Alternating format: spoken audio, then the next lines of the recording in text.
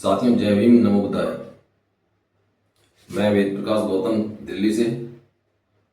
और साथियों, जैसा कि आपको ज्ञात है, आज 23 सितंबर का दिन है और ये हमारे लिए बड़ा ही महत्वपूर्ण दिन है। इस दिन बाबा साहब ने संकल्प लिया था कि मैं अगर इस देश से छुआछूत, असमानता खत्म नहीं कर सका तो मैं अपने पूरे जीवन को इस संघर्ष को खत्म करने में लगा दूंगा। आज से 1008 साल पहले 23 सितंबर 1917 को बड़ौदा स्टेशन के समीप कामाठी बाग जो जगह पड़ती है, वहां पर यह घटना हुई। बड़ौदा नरेश सयाजीराव गायकवाड़ जो राजा थे, उन्होंने बाबा साहब को विदेश में पढ़ने के लिए भेजा, क्योंकि बाबा साहब इतने प्रतिभाशील थे और इतने पढ़े लिखे थे। उनको अपने यहाँ पर सैन्य सचिव की नौकरी करवाने के लिए अनुबंध के आधार पर उन्होंने उनको विदेश पढ़ने के लिए भेजा। बाबा साहब वहाँ से पढ़ करके जब आए तो उनके शासन में उन्होंने जब काम करना शुरू किया तो वहाँ के लोगों ने उनके साथ बहुत बड़ी छुआछूत की। उनको फेंक करके फाइल देते थे और वहाँ पर उनके साथ बड़ा भेदभाव करते थे, पीने का पानी तक नहीं देते थे। बाबा साहब बड़े दुखी हुए और वहाँ पर उनके रहने के लिए जगह नहीं मिल पाई। बाबा साहब को बड़े उससे एक उसमें रहना पड़ा, जिसमें जब उन लोगों को पता चला तो वहाँ से उनका पूरा सामान फेंक दिया और उनको मारने के लिए आ गए। बाबा साहब पीछे के रास्ते से छुप करके निकले और वहाँ उन्होंने जब तांगे वाले के साथ बैठे और उन्होंने तांगे वाले ने जब उनसे जाति पूछी तो उन्होंने उनको वहीं से उनको गाड़ी से उससे रिक्शे से नीचे उतार दिया तांगे से। तो बाबा साहब बड़े दुखी हुए और यहाँ पर कामाठी बाग में बैठ करके वो इतने निरुत्साहित हो गए कि जब मैं इतना पढ़ा लिखा होकर के मेरे साथ ये भेदभाव हो रहा है तो जो मेरा समाज है गरीब अनपढ़, उसके साथ तो कितना अन्याय होता होगा। तो बाबा साहब ने यहीं से संकल्प लिया कि मैं अपने पूरे जीवन को इस भारत से छुआछूत, अस्पृश्यता को खत्म करने में लगा दूंगा। तो आज के दिन यहाँ पर हमारे पूरे देश विदेश से लाखों लोग यहाँ पर बाबा साहब को आदरांजलि देने आते हैं। उसी कड़ी में हमारे गुजरात की स्वयं सैनिक दल की जो यहाँ पर टीम है, वो पूरे अपने दल बल के साथ यहाँ पर अनुशासन के साथ आती है और बाबा साहब को आदरांजलि देती है, उनको सलामी देती है यहाँ पर। और यहाँ की जो व्यवस्था है उसको बिल्कुल शांत उससे व्यवस्थित करते हैं। किसी को कोई इनके आने जाने से किसी को कोई परेशानी नहीं होती है। और ये मैंने देखा है पहली बार नहीं, अभी मैं कुछ सालों से देख रहा हूँ कि स्वयं सैनिक दल बड़े शांति प्रिय अनुशासन में हमारे जितने भी महापुरुष हैं उनको आदरांजलि दे रहे हैं। और ये सोच हमें बहुत आगे बढ़ानी है, क्योंकि अब समय आ गया कि आगे हमारे पास समय नहीं बचेगा फिर।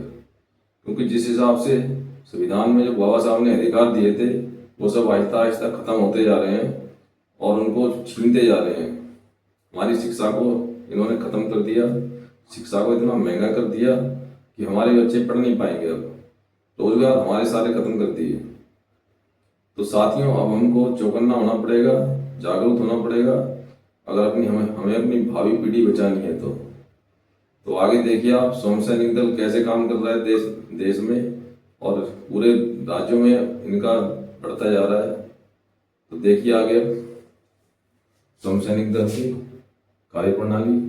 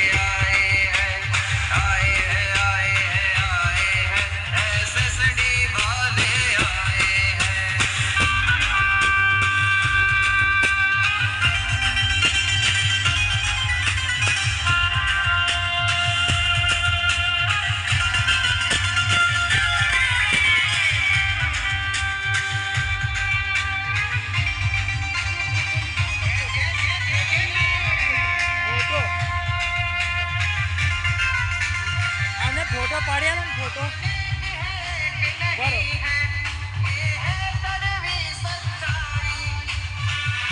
चला बहन ना फोटो पाड़िया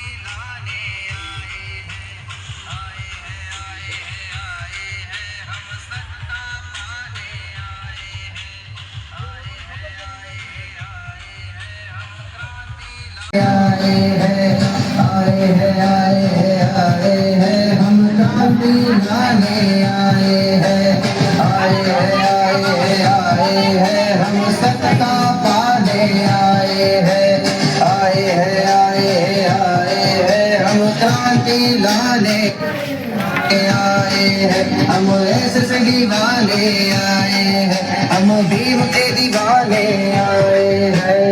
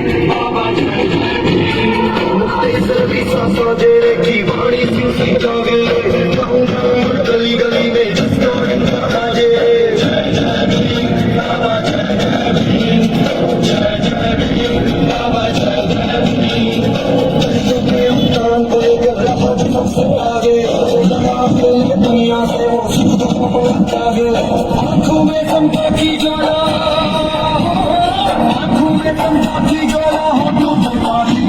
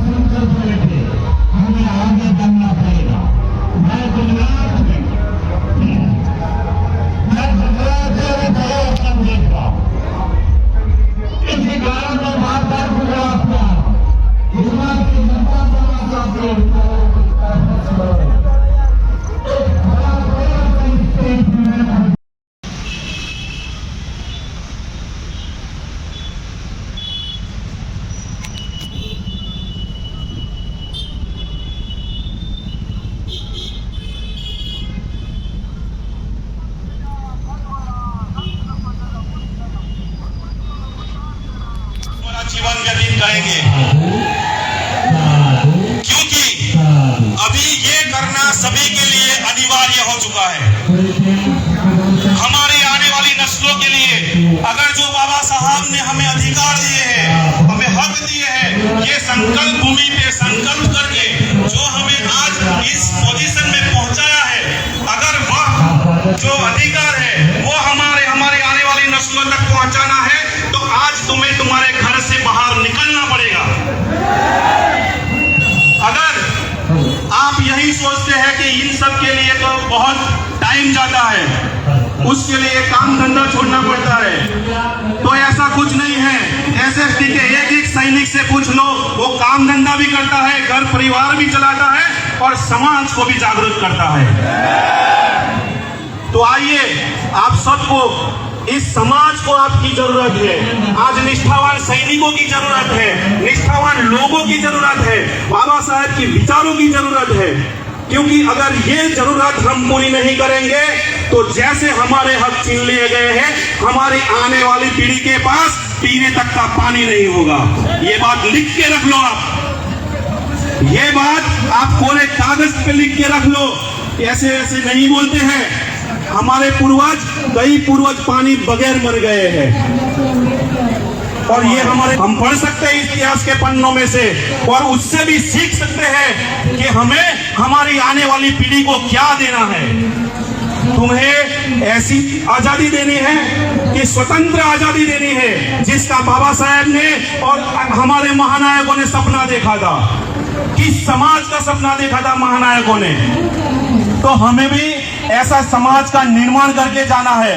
और आज इस संकल्प भूमि पे ऐसा संकल्प करना है कि मैं हफ्ते में कम से कम एक बार इस महानायक की मुहिम को, इस महानायक की विचारधारा को मेरे समाज के नए भाई तक पहुंचाऊंगा।